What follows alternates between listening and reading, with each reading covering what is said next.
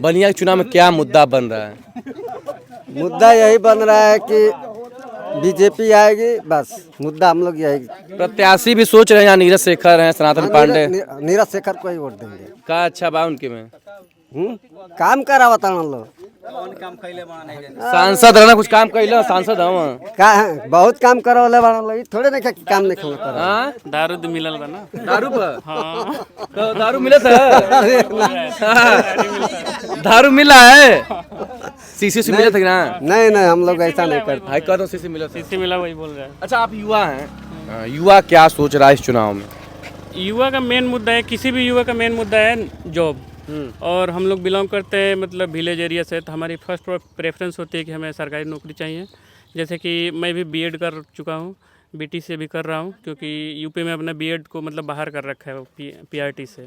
और TET qualify हूँ, but vacancy नहीं आ रही है। 2019 में लास्ट टाइम आई थी, उसके बाद से नहीं आ रही है। पाँच साल हो गए और कोई वैकेंसी नहीं आई है। अभी आरओ की आई थी, पेपर लीक हो गया। और यूपीपीसीएस की आई थी, तो उसका मतलब इन्होंने वो कर दिया, पोस्टपोन कर दिया। पेपर होना था, बट इस डर से कर दिया कि कहीं ये भी ना लीक हो जाए। और उसके पहले यूपी पुलिस की हुई थी, वही हाल हुआ। और तो मोस्टली मतलब मैक्सिमम इनका 80 से 90% तो पेपर लीक ही मतलब हो रहा है। अच्छा, आपसे ये जानना चाहते हैं, गांव का युवा है, आप कर रहे हैं, पढ़े लिखा युवा, रोजगार कर रहे हैं, सरकारी नौकरी चाह रहे हैं, क्या लगता है जो सरकार तमाम दावे कर रही है कि योजनाएं गांव में पहुंच रही है, और सरकार ने, विशेष भाजपा सरकार ने, एक लाभार्थी वर्ग तैयार किया, राशन, किसान सम्मान निधि, आवास, शौचालय और तमाम, क्या लगता है ये सब मुद्दे गाँव में चुनाव में बन रहे हैं, सरकार उस पर हावी हो रही है या कुछ और बढ़ रहा है? नहीं, देखो, राशन बांटने का फ़ायदा है, बीजेपी को बहुत फ़ायदा है, क्योंकि गांव में बहुत सारे ऐसे भी परिवार है जिनके पास मतलब 2 वक्त की रोटी बड़ी मुश्किल से आता है। तो खास करके महिला वर्ग है, उनको मतलब राशन की वजह से बीजेपी को वोट जाएगा, ये तो मतलब सत्य है। और मे भी ये बीजेपी के लिए एक प्लस पॉइंट रहे। और बाकी कोई राशन के अलावा तो कोई योजना मेरे को नहीं दिख रही कि मतलब कोई अच्छी योजना हो जो स्ट्रॉन्ग हो। जैसे कांग्रेस ने चलाया था मनरेगा, जिससे कि आज भी मतलब बहुत से गरीब परिवार के जो मजदूर होते हैं उनको फ़ायदा होता है। और उसी की वजह से मजदूरी भी इंक्रीज हो गई है, 400 450 के समथिंग चली गई है। तो राशन का फ़ायदा होगा बीजेपी को। और बाकी कोई किसान जो सम्मान निधि 2-2 हज़ार दे रहे हैं, इसका भी फ़ायदा होगा, क्योंकि बहुत से किसान जो ऐसे परिवार है जिनका बहुत कम खेत है और 2,000 रुपये उनको आ रहे हैं मतलब 3 महीने या 4 महीने में, तो उसका भी फ़ायदा तो पहुंचेगा, बीजेपी को जरूर फ़ायदा पहुंचेगा इससे। तो अच्छा, इतनी भाजपा की योजनाएं हैं, लाभार्थी तैयार किया है, तो ऐसे में समाजवादी पार्टी या तमाम विपक्ष की पार्टियां, क्या लग रहा है चुनाव में खड़ा हो पा रही हैं? नहीं, अगर मैनिफेस्टो देखा जाए तो मोदी जी के मैनिफेस्टो में कहीं भी नहीं है। पिछली बार उन्होंने बोला था कि 2 करोड़ नौकरी देंगे, उससे पहले कुछ और वादा किया था कि 10-10 लाख, 15-15 लाख देंगे। तो 2-3 बार तो उन्होंने बोल दिया है। जबकि अभी कांग्रेस का मैनिफेस्टो देखा जाए तो बीजेपी से बढ़िया है। अगर ये मतलब हर जो एक बेरोजगार युवा होगा तो उसको 8,500 समथिंग स्किल करके कोई योजना चलाएंगे, उसमें पैसे देंगे 8,500। उसके बाद से कोई इन्होंने मैनिफेस्टो में दे रखा है कि जो महिलाओं को भी 8-9 हज़ार रुपये देंगे अगर ये जीतते हैं, पावर में आते हैं। तो अगर दोनों का मैनिफेस्टो कंपेयर किया जाए तो कांग्रेस का बढ़िया है। और इन्होंने ये भी बोल रखा है कि जैसे हम आएंगे हम 32-33 लाख नौकरी देंगे, जिससे कि फ़ायदा होगा, पूरे युवा वर्ग को फ़ायदा होगा। और सबसे जो बीजेपी घटिया योजना है अग्निवीर, क्योंकि मुझे पता है अगर कोई बंदा 4 साल कहीं नौकरी कर रहा है, सपोज दैट 4 साल नौकरी कर रहे हो, उसको 21,000 रुपये पेमेंट दे रहे हो, अगला बंदा मर गया, सीमा पे मर गया है, तो उसको कुछ नहीं, ना शहीद का दर्जा मिलेगा ना कुछ मिलेगा, उसको ऐसे ही नॉर्मल, इधर आइए नेताजी, आप नॉर्मल एम्बुलेंस से लेके आ जाएंगे घर पे। इधर आइए। अभी कई हुआ है, पंजाब में हुआ, इधर एक उड़ीसा साइड में हुआ, मध्य प्रदेश में भी हुआ। आपकी बातें हम समझ रहे हैं, तो क्या लगता है कि आप जैसे जो युवा हैं पढ़े लिखे, और एक गांव की बोले तो गंवार या अनपढ़ भीड़ है जो लाभार्थी वर्ग है, तो क्या लगता है कि आप जैसे युवाओं का मुद्दा अलग रहेगा, गांव के लोग, तो कौन बहुमत में जाएगा?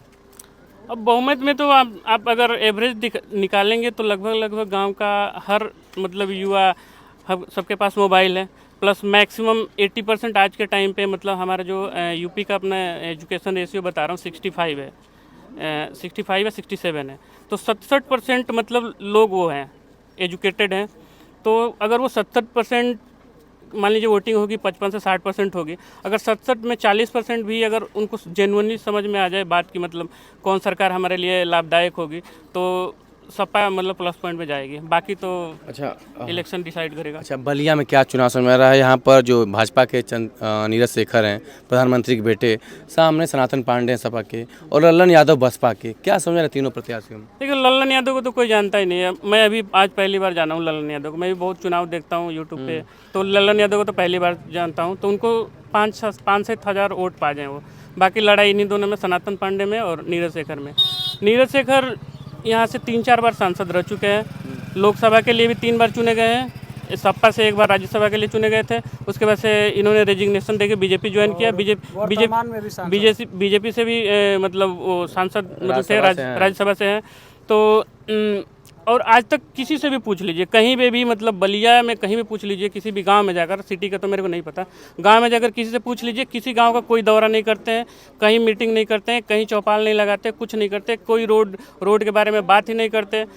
वो एक राजशाही की ज़िंदगी जीते आए हैं और उनको लगता है कि बस यही है, लोग हमारे बाप के नाम पर वोट दे देंगे और मैं जीतता रहूँगा। तो उनके लिए सबसे ख़राब बात यही है। और सनातन पांडे जी हैं, ज़मीन से जुड़े हुए हैं, कभी कभी मीटिंग वोटिंग मतलब करते रहते हैं, विधायक भी रहे हैं 1 बार। तो मेरे को उनके एरिया का नहीं पता है, बट इधर मीटिंग करते रहते हैं। प्लस पिछली बार में ये जीते भी थे, 10-15 हज़ार वोटों से जीते थे, क्योंकि मैं पिछली बार वोट दिया था, बीजेपी को दिया था, ठीक है। नहीं, वो तो हार गए थे ना। नहीं, मैं अपना बता रहा हूँ, वोट दिया था, बीजेपी को दिया था और सनातन पांडे को नहीं दिया था, क्योंकि उस टाइम पे मैं मोदी के विचारों से थोड़ा वो था, प्रभावित था, या मेरे को लगता है ये काम करेंगे, लेकिन कुछ किया नहीं।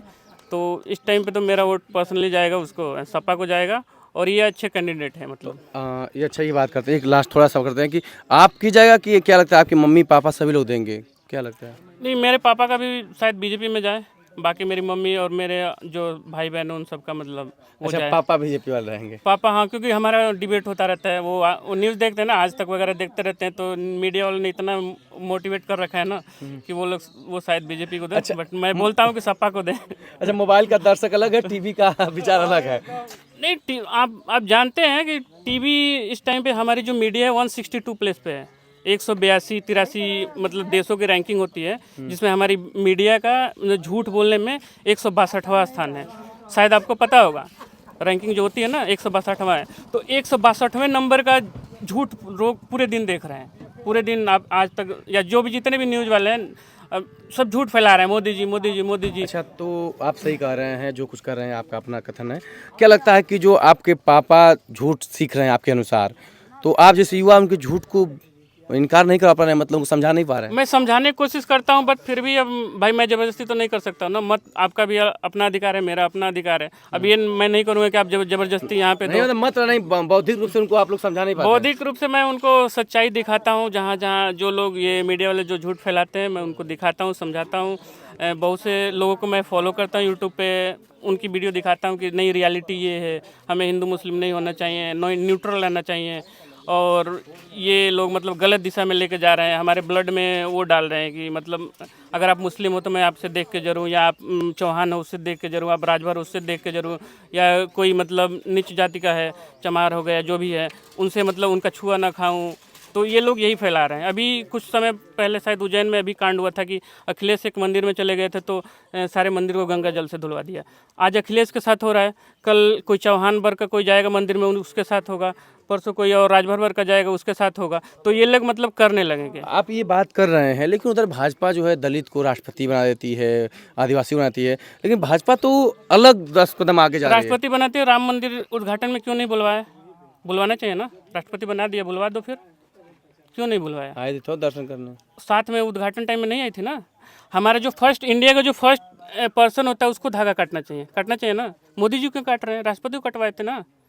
इतना ही होते, कटवा दिए होते।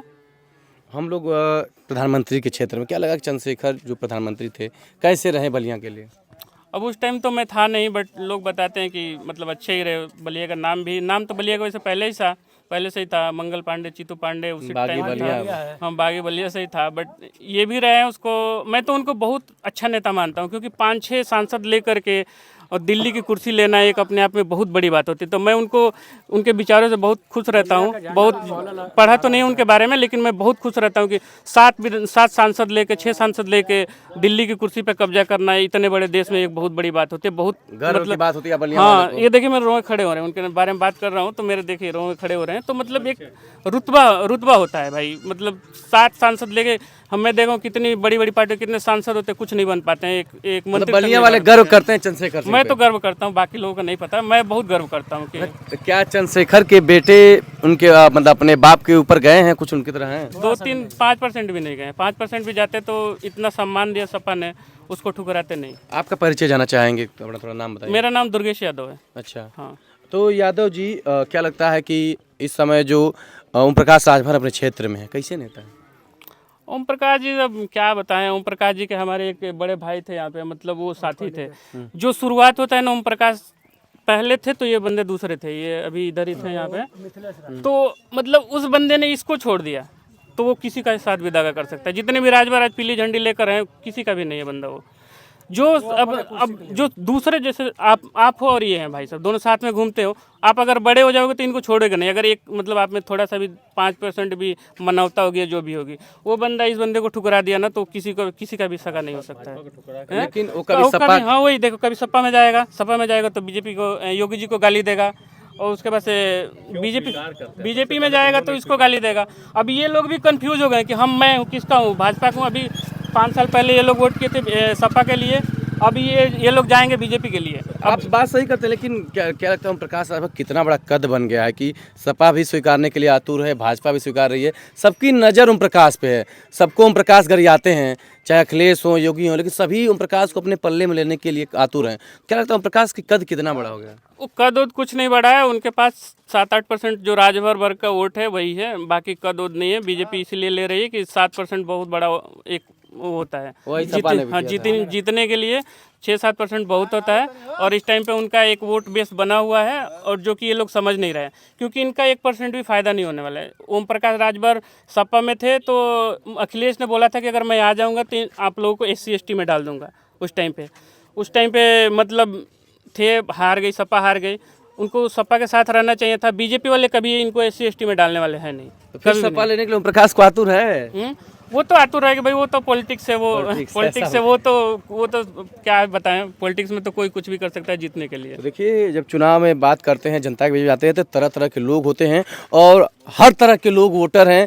इस लोकतंत्र में हर व्यक्ति को एक समान पावर है, तो इस पावर का जनता कितना इस्तेमाल करेगी, यह चुनाव तय करेगा। फिलहाल बलिया